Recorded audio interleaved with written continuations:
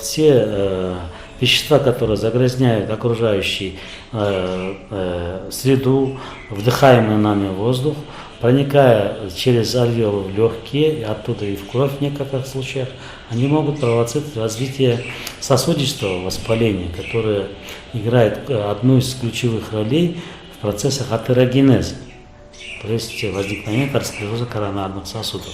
Таким образом, если посмотреть со всех сторон, я это говорю только о части влияния на сердечно-сосудистую систему.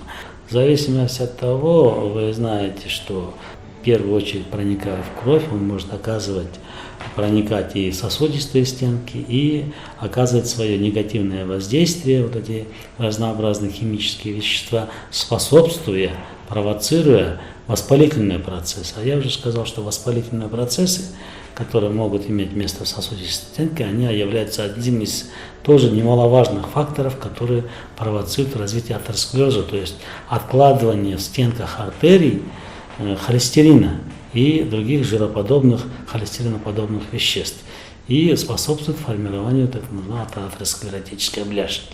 Второй немаловажный аспект – состояние респираторной системы. И также нужно сказать, что вот эти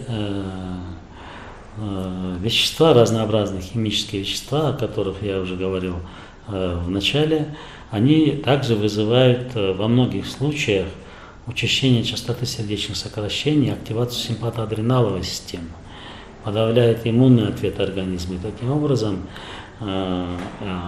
могут способствовать возникновению и прогрессии не только сердечно-сосудистых, но и других заболеваний, в частности, как я говорил, и возникновению нашей новой малоизученной коронавирусной инфекции.